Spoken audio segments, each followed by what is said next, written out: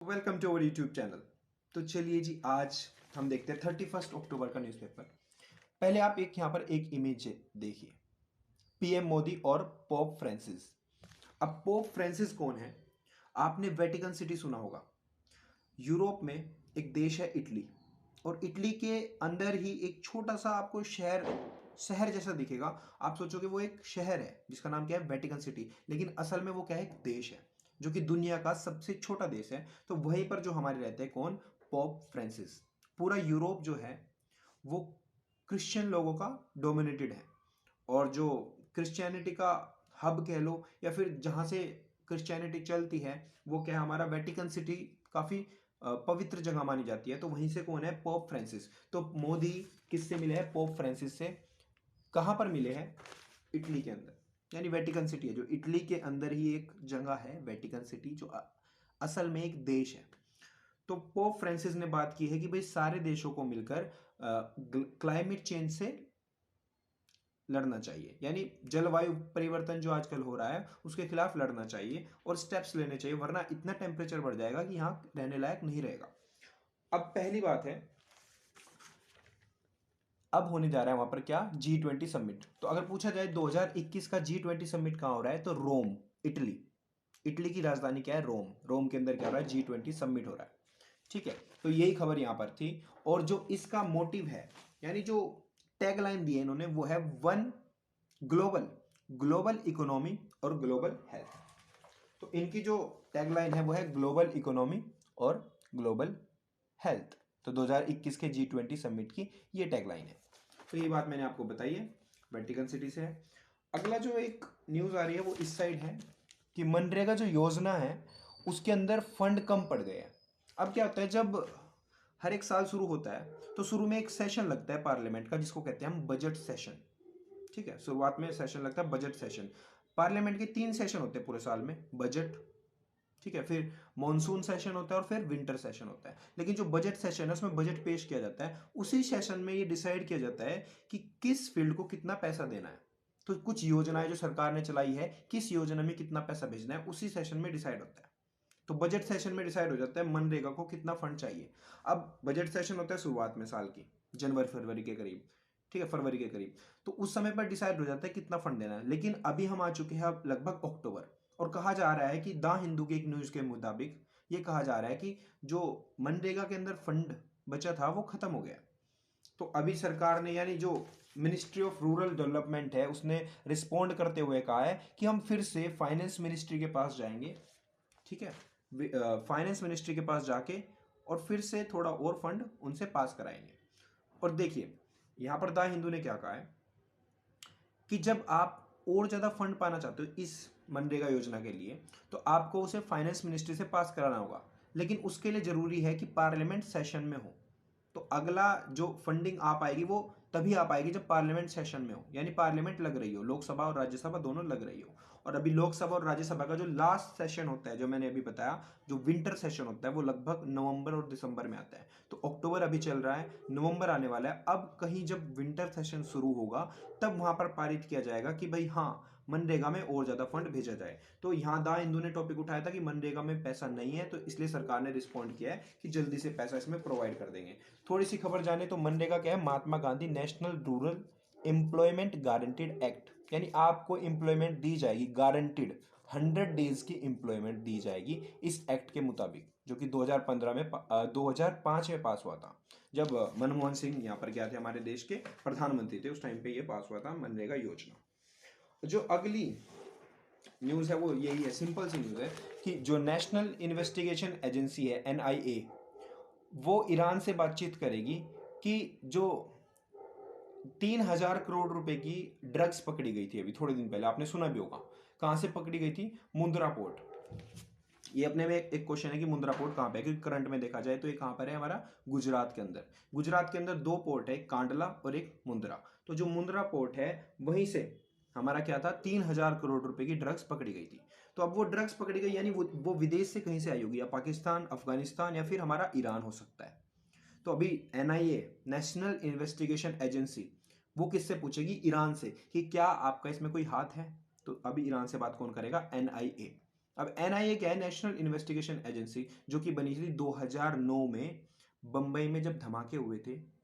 आपने सबने सुना ही होगा 2008 में जो अटैक हुए थे मुंबई में, ठीक है, उसके बाद एक इन्वेस्टिगेशन एजेंसी बनाई गई थी जिसका नाम क्या रखा गया था? एनआईए, जो इन्वेस्टिगेशन करेगी कि कहीं पे टेररिज्म ना फैल रहा हो, कहीं पे मनी लॉन्ड्रिंग ना हो रही हो, तो उसके रिगार्डिंग भी इन्वेस्टिगेशन कर सकती है। तो यहाँ पर ड्रग्स पकड़ा गया है, तो ये कहीं ना कहीं ईरान से बात करेंगे कि क्या आपके वहां से इसके ताल्लुक है ड्रग्स के।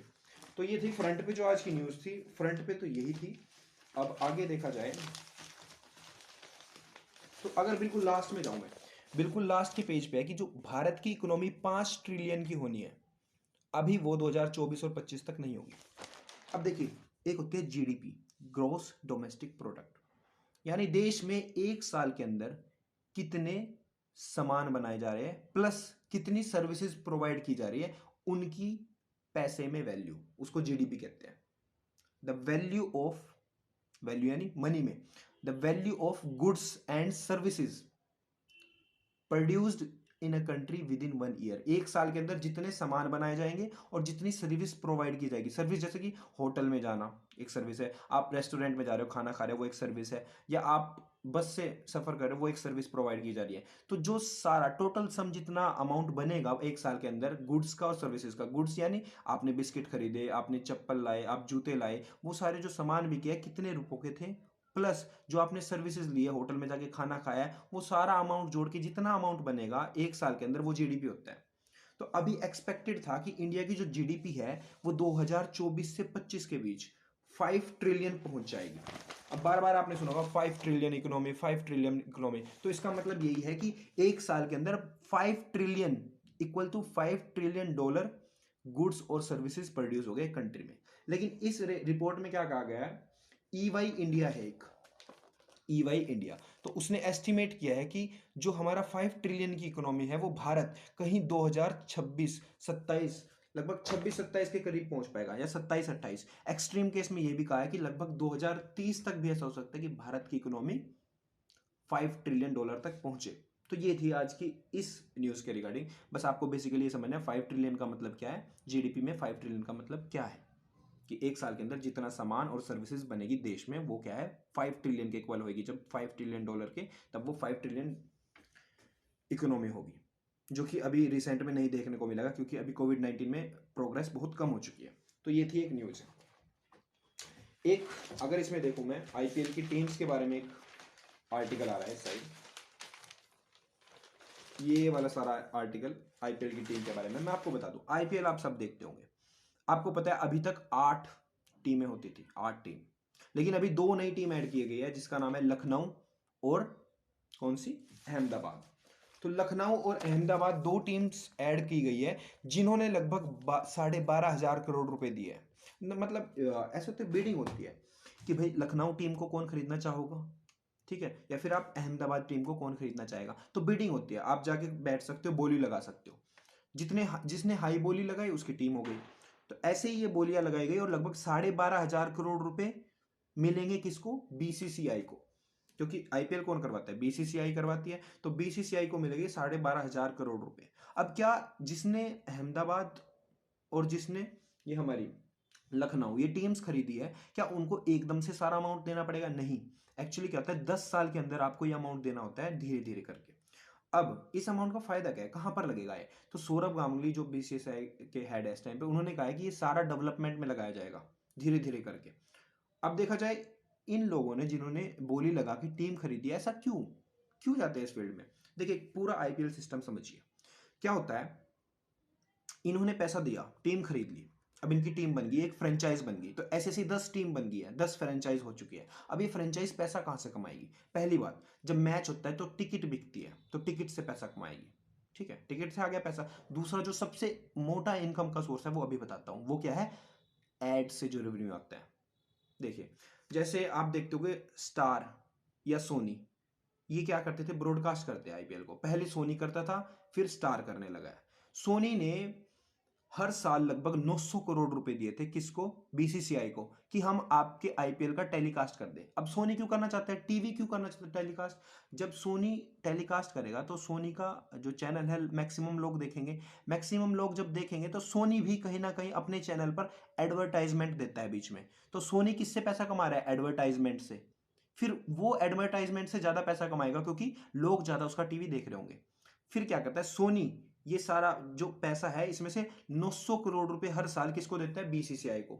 तो बीसीसीआई को पैसा आ गया 900 करोड़ रुपए। अब जो ये 900 करोड़ रुपए आ रहा था इसमें से आधा तो बीसीसीआई अपने पास रखती थी और आधा जो पैसा है वो आईपीएल की टीम्स के जो हेड है, पहले 8 टीम्स थी ना, उन 8 टीमों के अंदर बांट देती थी। तो लगभग 450 करोड़ बटता था उन टीम्स के अंदर। तो दूसरा सोर्स क्या हो गया टीम्स का, पहला जो आप टिकट बिक रही है उससे पैसा आ रहा है वो किसके पास जाता है, टीम्स के पास जाता है। दूसरा जो एड से पैसा आता है, यानी जो सोनी टीवी ने किसको दिया, बीसीसीआई को, और फिर बीसीसीआई किसको बांट देगा, टीम्स को। तो ये सारा पैसा इस तरीके से टीम्स पैसा कमाती है। अब देखो फ्रेंचाइज जिसने खरीदी है उसने एक बार इन्वेस्टमेंट कर दी, 1250 करोड़ देने पड़ेंगे इनको 10 साल के अंदर, कोई दिक्कत नहीं है। लेकिन धीरे धीरे क्या हो रहा है, शुरुआत में तो सोनी टीवी जब टेलीकास्ट करता था आईपीएल 900 करोड़ रुपए देता था, लेकिन जैसे ही फिर स्टार टीवी करने लगा तो वो लगभग 3500 करोड़ रुपए देता है बीसीसीआई को। और अब अगले साल ये प्रिडिक्ट किया जा रहा है कि जो अगला बिडर आएगा 2023 में, जो ये कहेगा कि हम आईपीएल टेलीकास्ट करना चाह रहे हैं,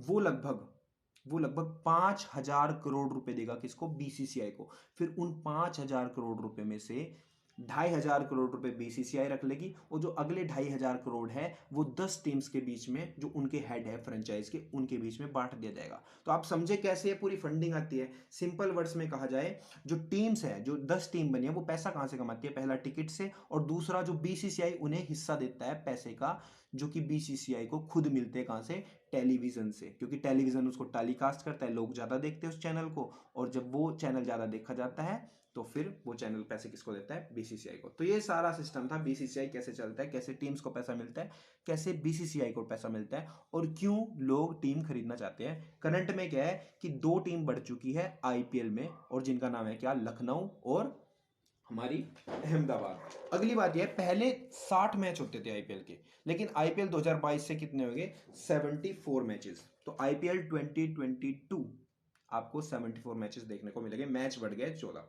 तो देखिए 14 मैच बढ़ गए, तो इससे क्या होगा, टिकट्स ज़्यादा बिकेगी, और टिकट ज़्यादा बिकेगी तो फिर से वो टीम के बीच में डिवाइड हो जाएगी। तो ये सारा फंडा है, तो अच्छी फंडिंग आ रही है यहाँ पर। अगला जो टॉपिक है वो है, ये बहुत ज़्यादा चल रहा है आजकल, मुल्ला पेरियार डैम।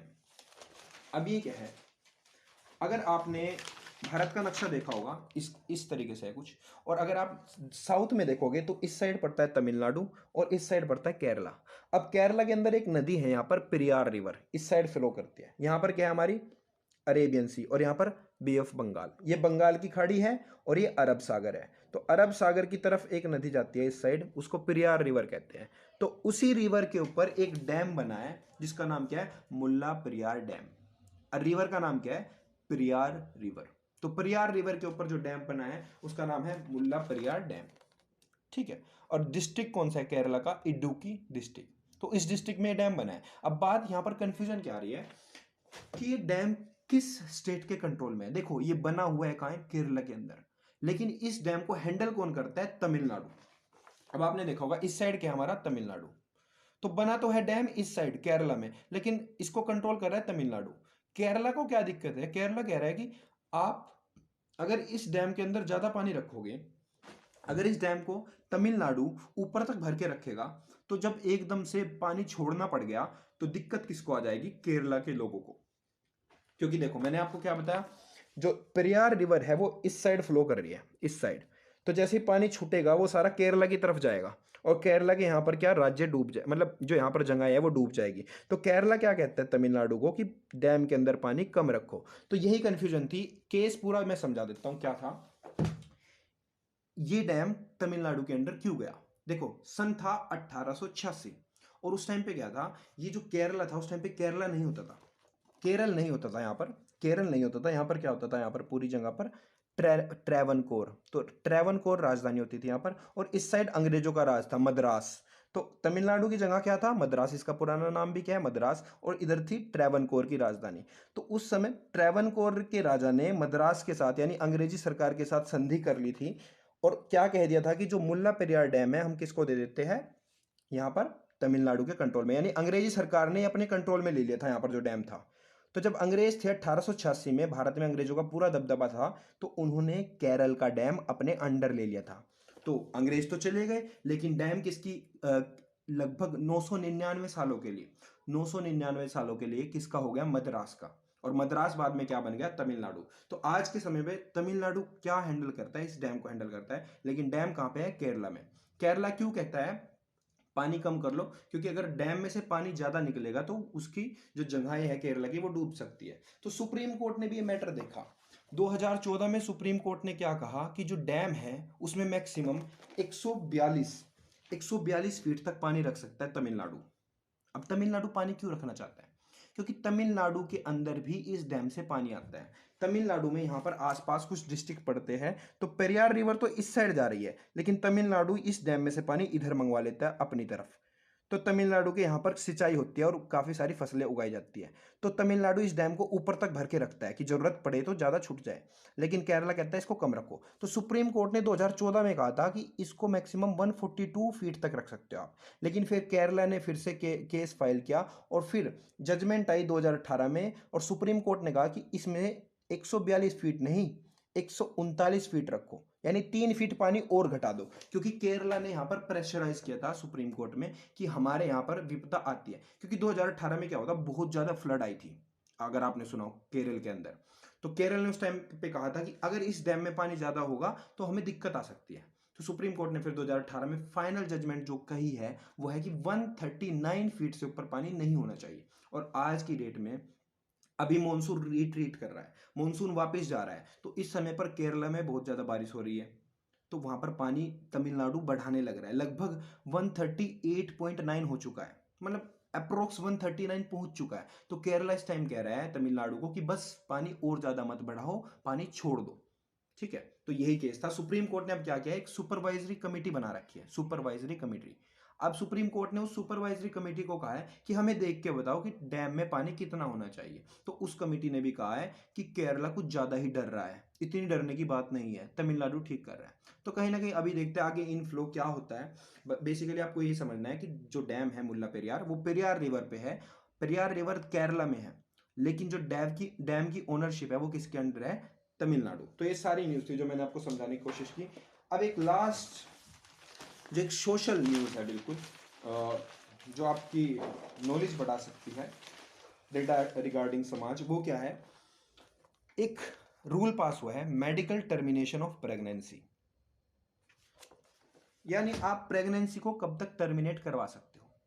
देखिए कुछ इंस्टेंसेस है, अभी ये जो बिल है, जो रूल्स है ये बनाए गए हैं, उसमें क्या लिखा गया है कि 3 लोग वर्नरेबल है बिल्कुल, जिनके लिए मेन क्या होएगा कि 24 हफ्ते, अगर आपकी प्रेगनेंसी 24 हफ्ते यानी 5.5 महीने तक भी अगर आप प्रेग्नेंट हो तो आप प्रेगनेंसी को अबॉर्ट करा सकते हो। लेकिन कंडीशन क्या है, कौन लोग करवा सकते हैं अबॉर्ट, पहला माइनर, जो 18 साल से कम आयु की लड़की है और वो प्रेग्नेंट है तो वो अबॉर्शन करा सकती है 5.5 महीने तक, 24 वीक्स तक, इस रूल में लिखा गया है। दूसरा, रेप विक्टिम, अगर कोई रेप विक्टिम है और वो प्रेग्नेंट है तो वो भी टर्मिनेशन करवा सकती है 24 हफ्तों तक, यानी 5.5 महीने तक।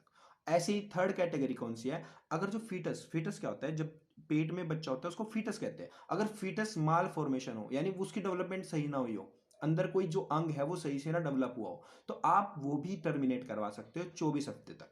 कंडीशन क्या है कि इसको 2 डॉक्टर अप्रूव करेंगे। तो इस रूल के अंदर लिखा गया है कि माइनर, रेप विक्टिम और अगर फीटस की माल फॉर्मेशन है वो 24 हफ्तों तक टर्मिनेट करवा सकते हैं। कंडीशन है 2 डॉक्टर उसको वेरीफाई करें। दूसरा कंडीशन, दूसरा सिनेरियो क्या है, इन 3 कैटेगरी को छोड़ के जो भी लोग प्रेगनेंसी को अबॉर्ट कराना चाहते हैं उसको एक डॉक्टर से अप्रूवल लेना पड़ेगा, और ये मैक्सिमम 20 हफ्तों तक टर्मिनेट करवा सकते हैं, यानी 4.5 महीने तक। मोटे मोटे तौर पे देखा जाए, अगर कोई माइनर है, कोई बच्ची है, या फिर कोई रेप विक्टिम है, या फिर जो फीटस डेवलपमेंट नहीं हो, वो 24 हफ्तों तक अबॉर्ट करा सकते हैं, 5.5 महीने तक। लेकिन इनको छोड़ के अगर कोई और अबॉर्शन कराना चाहे तो 4.5 महीने तक करा सकता है।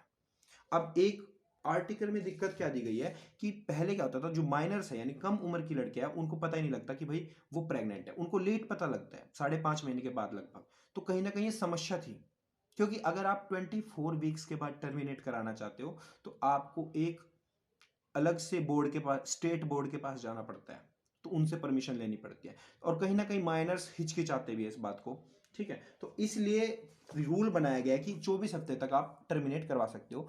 इस रूलिंग, ये जो रूलिंग है ये पोस्को एक्ट के खिलाफ जाती है। पोस्को एक्ट क्या है? Protection of child from sexual offences 2012, protection of child from sexual offences act 2012। इस एक्ट के मुताबिक अगर कोई 18 साल से कम आयु का है और वो प्रेग्नेंट हो गया तो उसके ऊपर लीगल चार्जेस लगाए जा सकते हैं। तो कहीं ना कहीं ये उनको क्रिमिनलाइज करता है, और ये एक्ट उनको अलाउ करता है कि वो अबॉर्शन करे। तो ये कहीं ना कहीं आपस में दोनों टक्कर दे रही है एक्ट एक दूसरे को। तो यही बात थी आर्टिकल में, यहाँ से समझने की कोशिश करें कि प्रेगनेंसी में बदलाव किए गए हैं कि आप 24 हफ्ते तक टर्मिनेट करा सकते हो। तीन तीन कंडीशन है, माइनर, रेप विक्टिम और फीटस अंडर डेवलपमेंट, और जो सब उसको छोड़ के है वो 20 हफ्ते तक करवा सकते हैं। तो काफी सारी न्यूज हमने कवर करने की ट्राई की है। ऐसे ही मैं और भी लेक्चर्स बनाता रहूंगा, आप इनको शेयर करें, लाइक करें। जो लास्ट में मैं बताना चाहूंगा वो है यूएस की ट्रेड रिप्रेजेंटेटिव जिसका नाम है Katherine Tai. Katherine Tai, US trade representative, यानी ट्रेड क्या होता है? व्यापार, व्यापार को रिप्रेजेंट करने वाली कौन है? Katherine Tai. अब ये भारत की विजिट पे आने वाली है 24 नवंबर को, इस महीने आने वाली है, अगला महीना जो आ रहा है 24 नवंबर को। डिस्कशन क्या रहेगी? ट्रेड से रिलेटेड डिस्कशन रहेगी। देखिए क्या होता था, 2020 से पहले भारत को एक स्टेटस दिया गया था यूएसए के द्वारा, generalise system of preferences, GSP status था भारत के पास। वो क्या था कि जो डेवलपिंग कंट्रीज है वर्ल्ड की, कुछ देखो, कुछ है डेवलप्ड और कुछ है डेवलपिंग। डेवलप्ड यानी जो जिनका पूरा विकास हो चुका है, यूएसए हो गया, ब्रिटेन हो गया। लेकिन कुछ है डेवलपिंग, जैसे भारत एक डेवलपिंग कंट्री है, बांग्लादेश, पाकिस्तान ये डेवलपिंग है। तो डेवलपिंग कंट्रीज को एडवांटेज दी गई थी यूएसए के द्वारा कि अगर कोई सामान डेवलपिंग कंट्रीज से यूएसए में जाएगा तो उस पर कम टैक्सेस लगाए जाएंगे।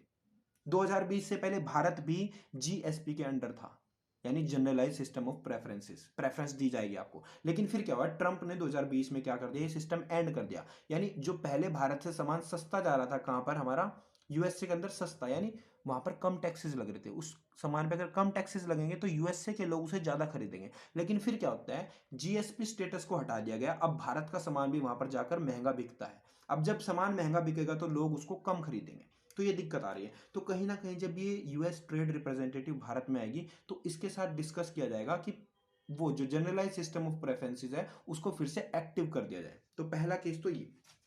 दूसरा, यूएसए क्यों खफा है भारत से? क्योंकि भारत भी 2% टैक्स लगाता है वहां की फर्म्स के ऊपर, जो वहां की आईटी फर्म्स है, जो बड़ी बड़ी कंपनीज है, मल्टीनेशनल कंपनीज है डिजिटल फील्ड में, जैसे फेसबुक होगी, ये कंपनीज है, भारत इनके ऊपर टैक्स लगाता है 2% डिजिटल टैक्स। तो यूएसए कहता है कि आप हमारी कंपनीज के ऊपर टैक्स क्यों लगाते हो? तो यही बात थी जो सारी हमने आज की है। यहाँ से आपको सीखना है कि यूएस की जो ट्रेड रिप्रेजेंटेटिव है वो कौन है? Katherine Tai. So I hope you, आपको ये अच्छे लगे होंगे सारे लेक्चर। बाकी अगर आप जीएस के लेक्चर अटेंड करना चाहते हो बैंकिंग से रिलेटेड भी, तो आप अकेडमी को विजिट कर सकते हो, नियर कमानी चौक, यमुना